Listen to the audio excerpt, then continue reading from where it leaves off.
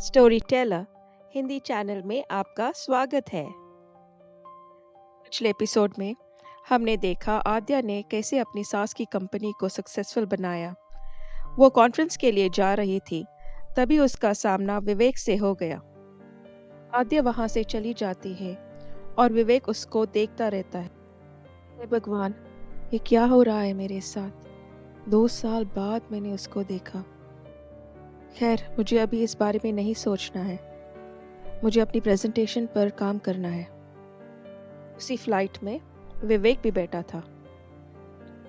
मैंने आद्या को बिना जाने जज किया, उससे बदतमीजी की, उसे क्या कुछ नहीं बोला। अब उसे नजरें भी नहीं मिला पा रहा हूँ। आद्या और सूजी लिमोजीन में बैठकर वहां से चले जाते हैं।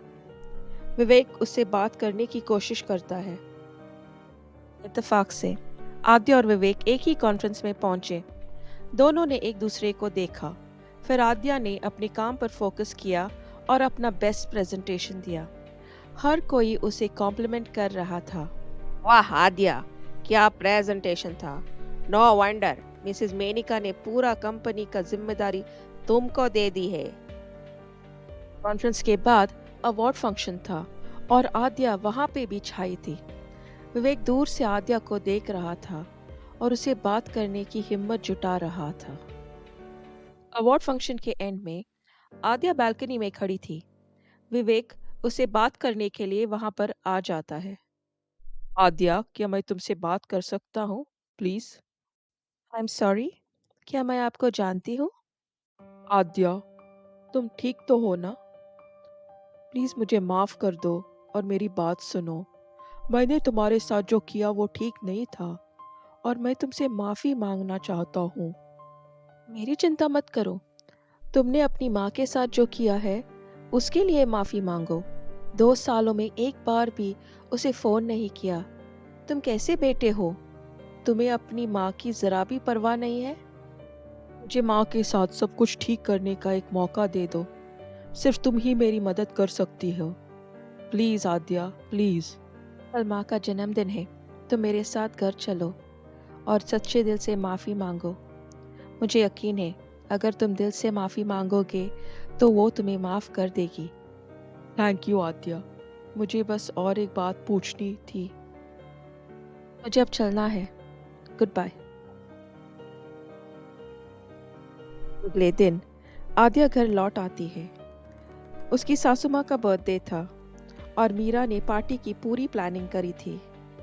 सब लोग वहां पर एंजॉय कर रहे थे। हैप्पी बर्थडे माँ। ओ आद्या, तुम आ गई।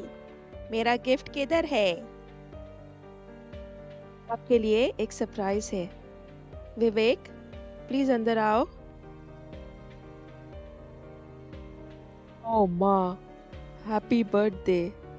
और मैंने जो किया उसके लिए मुझे प्लीज माफ कर दो। मैंने आपको बहुत मिस किया माँ। विवेक मेरे बेटे, मैं तुम्हें देखकर बहुत खुश हूँ। ये फैमिली रियूनियन देखकर आद्या की आंखें नम हो गई। पार्टी के बाद सब लोग अपने घर चले जाते हैं। विवेक भी जाने लगता है। या तुम भी जा रहे हो विवेक? हाँ माँ, मैं तभी वापस आऊंगा जब आद्या मुझे माफ कर देगी। मेनका और मीरा आद्या की ओर देखते हैं। आद्या वहां से चली जाती है। आद्या, विवेक को कल घर लाने के लिए थैंक यू। मैं समझती हूँ कि तुम अभी भी उससे नाराज हो, लेकिन क्या तुम उसे कभी माफ कर पाओगी? हाँ, मैंने उसे बहुत पहले ही माफ कर दिया था। वो उसकी गलती नहीं थी। वो मुझसे कभी शादी ही नहीं करना चाहता था, लेकिन जिस तरह से उसने मेरा अपमान किया वो गलत था। तुम सही कह रही हो बेटा, इसमें मेरी गलती है। मैंने तुम्हारी जिंदगी खराब कर दी, लेकिन मुझे अभी भी विश्वास है कि तुम लोग कभी ना कभी एक हो जाओगे। बस माँ, अब मुझे ऑफिस जाना है। बाय मीरा। हाँ, क्या आपको लगता है आद्या और बाई फिर से एक हो सकते हैं? फिर हमारी फैमिली कंप्लीट हो जाएगी। मैं भी यही चाहती हूँ, ऐसा ही हो। लेकिन हम आद्या पर दबाव नहीं डाल सकते। ये उसकी ज़िंदगी है और वो ही तय करेगी कि उसे क्या चाहिए। विवेक अक्सर अपनी माँ से मिलने आ जाता था और उसी दौरान उसे आद्या की अच्छे गुणों का एहसास होने लगा। वो उससे बात करने की कोशिश करता है, लेकिन आद्या उसे इग्नोर करती है। फिर एक दिन वो अपनी माँ से कहता है कि वो आद्या के पास वापस आना चाहता है। मेनका बहुत खुश हो जाती है, लेकिन जल्दी ही उसे एहसास होता है कि उसे पता नहीं आद्या के मन में क्या था। आद्या, मुझे तुमसे विवेक के बारे में कुछ बात करनी है।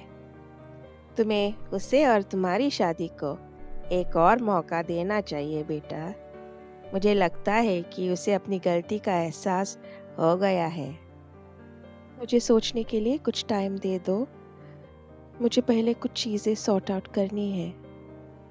आद्या ने विवेक को कॉल करके कैफे में बुलाया।